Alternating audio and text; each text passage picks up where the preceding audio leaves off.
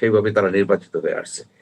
এখন এই ৩ মাসের মধ্যে যদি আমরা বলে ফেলি যে সরকার ফেল করে গেছে বা একেবারে মানে ব্যর্থ হয়ে গেছে, এইসব কথা যদি বলি এবং তাদেরকে টেনে হিঁচড়ে আমরা নামিয়ে ফেলবো। আবার এমন হুমকি দেয় যে ৩৬ ঘন্টায় আমরা আ শেখ হাসিনাকে নামায় ফেলছি, এদেরকে ৬ ঘন্টায় নামায় ফেলবো। এটা অগণতান্ত্রিক। এটা সেই ফ্যাসিস্টের মতোই কথা হচ্ছে। এটা সঠিক না। এখানে সঠিক না। এখানে তাদের ভিতরে একটা ক্ষোভ আছে, একটা আ না পাওয়ার ব্যর্থতা আছে। তারা হঠাৎ করে যেসব ক্ষমতার অধিকারী হয়ে গেছিল, সেগুলি এখন তাদের হাতে নেই। যেমন আপনি ধরেন আজকে দেখলাম আ যে এলজেইডির প্রতিমন্ত্রী শাহ আলম সাহেব বললেন যে ওই আ সজীব আ আ আসিফ আসিফ মাহমুদ মাহমুদ সজীব, সে সচিবের সিগনেচার ছাড়াই ফাইল পাস করে দিত। আচ্ছা, এটা কি ভুল? এটা কে বলবো ইচ্ছাকৃতভাবে করছে? সে জানেই না। সে জানেই না।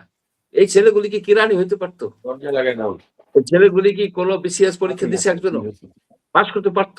এরা কোন অফিসিয়াল কায়দা কানুন জানতো? এরা কায়দা কানুন কইরা, বেআইনি কইরা, এটা করে সেটা করে প্রচুর সেটা কি আবার দেখলাম যে সাইফুল সাগরের যে এই যে নিউজ রিল না? ওইখানে দেখলাম যে এ নাকি ৬,০০০ কোটি টাকা উঠায় নিয়ে চলে গেছে। কেমনে নিল I don't know. তবে সেখানে তো সাইফুল সাগরের ইসে তো আ ভুয়া এই জিনিস আসে না। তো রিলায়েবল তথ্যই আসে। তো এই যে দুর্নীতি তারা করছে, ব্যাপক দুর্নীতি করছে। ব্যাপক দুর্নীতি। এদের প্রতি আমার যে শ্রদ্ধাবোধ ছিল, আমি যেভাবে যে ভাষায় এদেরকে প্রশংসা করতাম, এদেরকে নিয়ে অনেক আশা ছিল। কিন্তু সেই আশায় সম্পূর্ণভাবে ধূলিসাৎ হয়ে গেছে যে এই ইয়াং বয়সে তারা এত দুর্নীতি করছে এবং বড়, বড় কথা বলে। যে কিন্তু গণতন্ত্র শেখায়।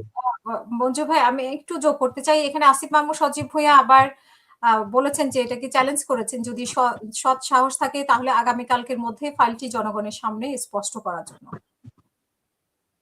মীর শাহ আলমকে। শুনেন, সরকারি ফাইল তো ওইরকম চ্যালেঞ্জ করলে বাইরে হয়ে আসবে না। সরকারি ফাইলের একটা আছে, আপনার অফিসিয়াল সিক্রেসি বিষয় আছে। ওটা একটা টেন্ডারের ফাইল হয়। সে কি এ তো বুঝে না।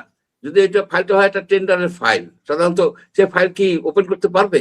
যে কে কি কমেন্ট করছে, কাকে কোন গ্রাউন্ডে কাজটা দেওয়া হলো কি দেওয়া হলো না, সেখানে সচিবের সিগনেচার ছিল না, এগুলি যাই হোক, এগুলি অনেক কিছুই আছে, অনেক কিছুই আছে। আমরা অনেক কিছুই আমরা শুনি, বিভিন্ন জায়গায় যাই, শুনি কে কত টাকাই করছে। এই যে অ্যাডভাইজার গুলি আমরা কতবার বললাম যে আপনারা সম্পদের হিসাব দেন। ইউনুস সাহেবরে বললাম যে ইউনুস সাহেব বলল কি আমি অল্প সময়ের মধ্যেই আমার সম্পত্তির হিসাব দিয়ে দেব। পরে বললো যে আমার কোনো সম্পত্তি নাই, আমি সম্পত্তি করি নাই। তাহলে লিখে দাও যে তোমার একটা পয়সাও নাই এই স্টেটমেন্টটা। একটা অ্যাডভাইজার কোনো হিসাব দিছে, কিছু তো পালায় চলে গেছে। অনেক দুর্নীতির কাহিনী আসছে। দুদক কি এই যে সজীব মাহমুদ ভুঁইয়ার এপিএস এর দুর্নীতির উপাদান পাইছে না, প্রাথমিক সত্যতা পাইছে না? তা আমরা এটা জানি না যে গভর্নমেন্টের উকিল এর কাছে একটা কেস ছিল, তার কাছে যে সে বৈশা থাইকা সেটাকে ইনফ্লুয়েন্স করে সেই কেসটাকে সে ধামাচাপা দিয়ে আসছে, সেই কেসটা ধামাচাপা দিয়ে আসছে। এই বয়সে যদি এই করে, এদের হাতে এই জেনারেশন অর্ধশিক্ষিত একটা জেনারেশন এবং দুর্নীতিবাজ জেনারেশন, এই জেনারেশন হাতে এই বাংলাদেশের ভবিষ্যৎ নিরাপদ না। নতুন জেনারেশনকে গড়ে তুলতে হবে, যারা বাংলাদেশের ইতিহাস জানে, যারা আমাদের কালচার জানে, যারা এর প্রতি শ্রদ্ধাশীল, যারা জাতীয় পতাকার প্রতি শ্রদ্ধাশীল, যারা জাতীয় সঙ্গীতের প্রতি শ্রদ্ধাশীল, যারা বাঙালির ইতিহাস জানে এবং ইতিহাসকে ধারণ করে, সেই জেনারেশনের দিকে আমি তাকাই আছি, যারা এই রাষ্ট্রটাকে এই একবিংশ শতাব্দীতে এই বিশ্বের দরবারে তুলে ধরতে পারবে। এই জেনারেশন ফেল করে গেছে। এই জেনারেশন সম্পূর্ণভাবে ফেল করে গেছে। প্রথমত ওই বৃদ্ধ মত সম্রাট ইউনুসের জন্য। ইউনুস তাদেরকে, আপনি যদি শিশুদের সামনে চানাচুর এনে দেন, এইটা চকলেট এনে দেন, বলে তুমি খাইও না, এটা হবে না। তাদের ওনার উচিত ছিল এদেরকে স্কুল কলেজে ফেরত পাঠানো, বিশ্ববিদ্যালয়ে ফেরত পাঠানো, যে তোমরা যে পড়াশোনা করো। সেটা না করে আপনার একজন মাদ্রাসার ছাত্র একজনকে দিছে কি আপনার ওই অ্যাডমিনিস্ট্রেটিভ রিফর্ম কমিশনের মেম্বার। ওই ছেলে জানে কি, পরে তখন সাংবাদিকদের সাথে তর্ক বিতর্কে বাইরে আসলো, সে ইন্টার পাস, মানে ওই দাউরিয়া তো না আপনার কি মাদ্রাসায় কি মানে ইন্টারমিডিয়েট লেভেলের বলেন ওইটা হ্যাঁ। পাস করে জগন্নাথে ভর্তি হয়েছে, আর কিছু পাসই করতে পারে নাই।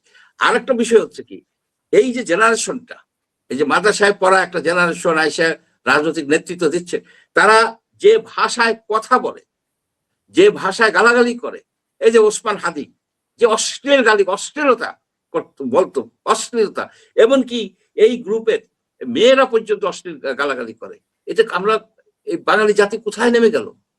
এগুলি কি আমরা, এরা রাজনৈতিক আন্দোলন হয় নাই, 71-এ হয় নাই, 69-এ হয় নাই, আপনার 90-এর আন্দোলন হয় নাই, সবসময় হয়েছে। কিন্তু এই অশ্লীলতা যে আনলো, এবং এদের যারা সিনিয়র, যারা এই যে এই জামাতের লোকজন, তো এদেরকে এই দেয় তো জামাতের লোকজন, জামাতের লোকজন এদেরকে বলে না